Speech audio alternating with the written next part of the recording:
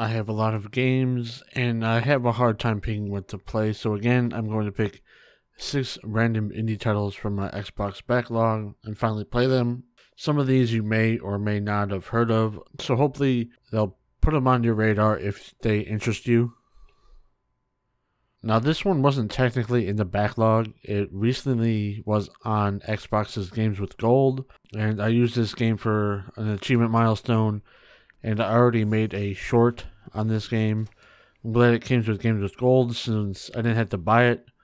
It was on my wish list for a while because it looked pretty interesting.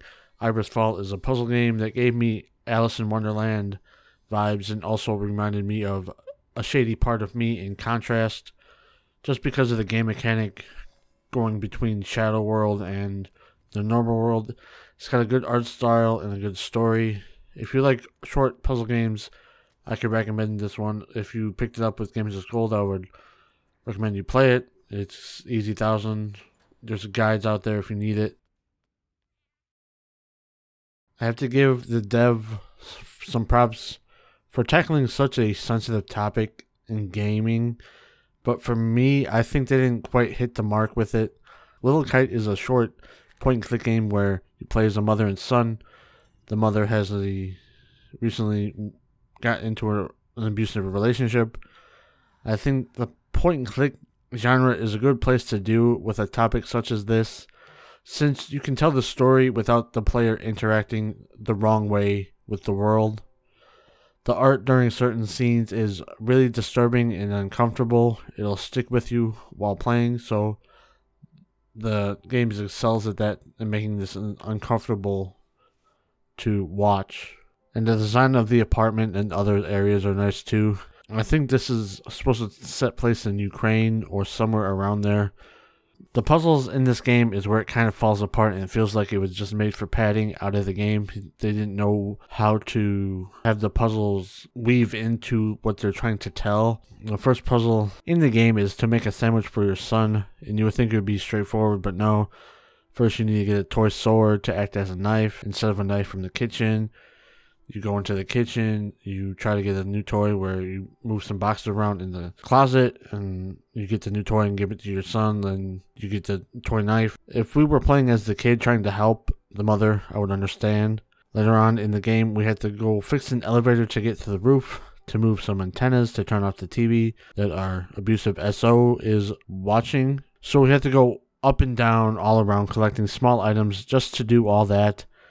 Doesn't seem to be serving the story. The only puzzle that does is the son's puzzle, and even that is a bit obtuse and it's more fantastical, but that makes sense because a child going through that rough time, they would probably pretend a bunch of different stuff on top of just normal kid stuff. I can only recommend if you like indie games a lot, or if you're in it for the gamerscore / trophies. There is a somewhat semi-sequel out now called Repentance. I might check that out. Total whiplash from the last game, because A Fold Apart is a cute, charming puzzle game about a couple going through the troubles of spending months apart.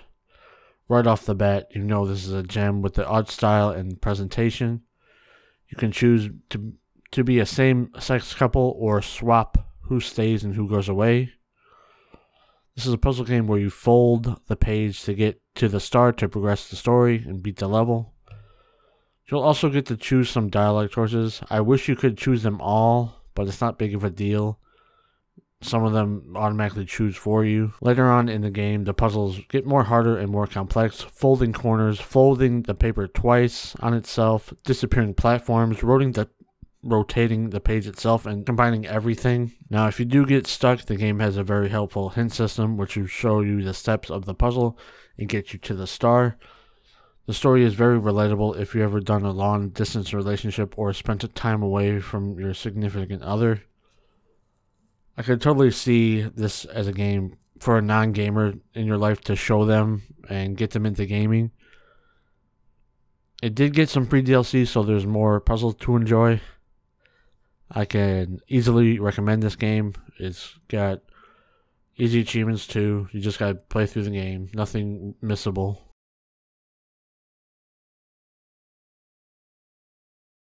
Keeping with the crazy genre shifts, now it's a horror game right off the bat. This has great graphics and an interesting setting set in the pandemic-struck capital city around the Mediterranean. I'm not quite clear where it's supposed to be setting place. You're in search of a sealed bottle of wine to cure your loved ones. This is a first-person horror puzzle game with some first-person platforming. Some of the puzzles can be a bit annoying. There's also a stalker-type enemy, which I hate when there's no way to defend yourself. Thankfully, it does not overstay its welcome. There's only a few sections where it is a problem. I found it has the quite annoying Unreal Engine slow loading of textures. It definitely gets noticeable when loading after deaths. Now, I'm not sure if it's an issue with the game itself or if it's because I'm playing on a Series X where it's loading too fast and the game can't catch up. This has a good story, and you get some more info from the newspapers around the world.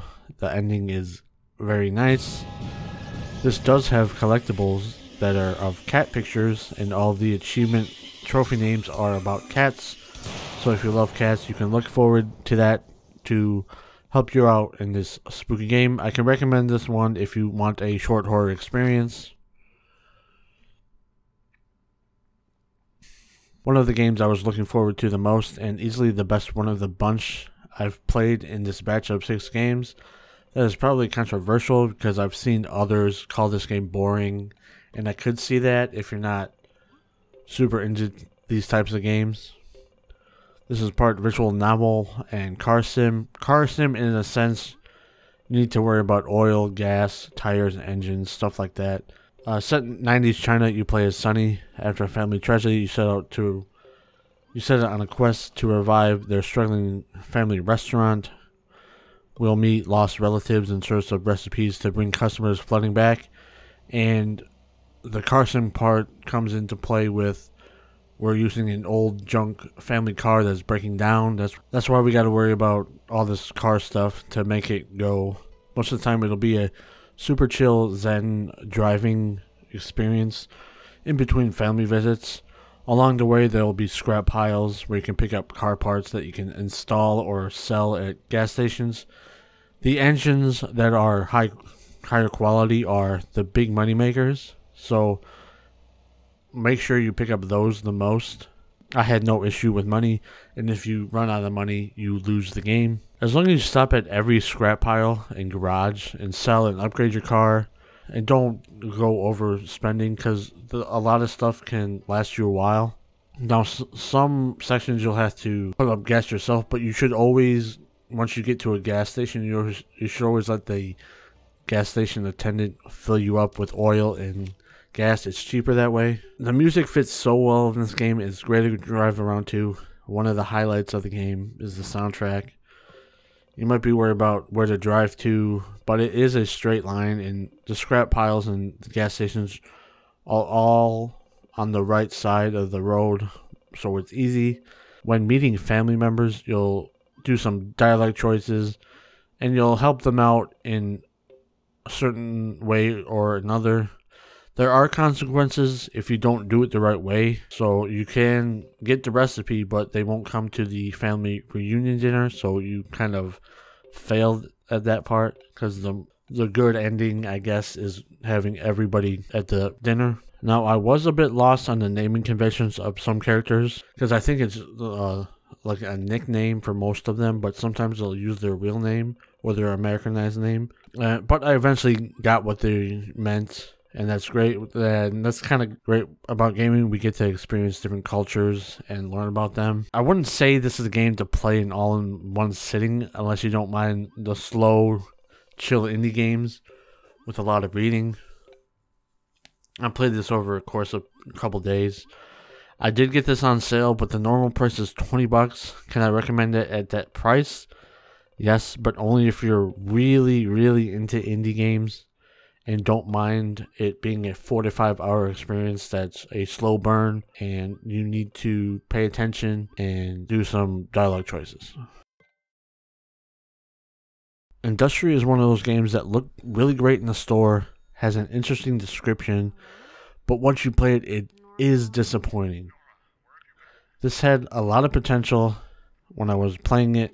I was getting Bioshock Cross Generation Zero vibes, set during the fall of Berlin Wall, but in a destroyed, industrialized city 20 years in the future. You play as Nora in search of Walter in a surreal world where robots have overrun the city. The intro is quite good and has some little hooks that'll want you to figure out what happened and what is this mysterious device we go into. Throughout the game, you can really see that the budget is an issue, because you'll never get the answers you want, and there isn't much to explore and learn about the city and environmental storytelling. If you look around, you'll find supply boxes, which you'll need, because the combat in this isn't that great. I'm glad there's a couple gun types, but the ammo was kind of sparse, and for me, the health files were very slim until the end of the game. There are some notes scattered across the world, but I wanted some cool environmental storytelling or some unique areas to go through to try to piece together the world, because it's mostly just derelict or warehouse, industrialized buildings. It's like you can go into apartment complexes, but it's just nothing's there. And the city was evacuated, but you would think, oh, some stuff would be left behind. And like everything that you can pick up has like a sort of glow to it, so you can not miss it much unless you're not paying attention. The enemies do have cool designs and aren't bullet sponges relative to the ammo count. I guess it takes like, with the pistol, it takes like 7-8 bullets to kill a normal robot. This game barely holds your hand. That can be a positive or negative depending on the person. For me, it depends on the game, but with Industria, it's a positive since it's small levels and you can easily figure out what to do. There are some puzzles, but nothing too hard that you'll need a guide to look up for. There are certain parts where you need to drag certain objects to jump up to get certain places. The saving is a bit strange. There are autosaves on normal difficulty, but there's manual save points that you have to search for. You can easily miss those. I missed one on a first section I played. So make sure you search the level. It's usually in a safe spot, not where any enemies are, or close to enemies, but you can easily save. There's 3 save slots, so it's not too bad. It does end on a flat note and raises more questions than answers. Maybe the devs have some DLC in mind or sequels. Who knows? I can only recommend this if you're a fan of indie games and mindless little shooters and can forgive or don't mind the shortcomings of a small 3 to 4 hour middling experience. Well, that's another 6 indie games down from the backlog. It's nice to see some progress with the backlog, and I'm glad I'm just experiencing more games that I've bought and just never played. Hope you check out some of these games, or at least put them on your radar so you can buy them on a sale, or if you need something to play, you can like, oh, I can play this game since it's so short. Comment down below if you played any or if you're planning on playing any. Like and subscribe, and I'll see you in the next video.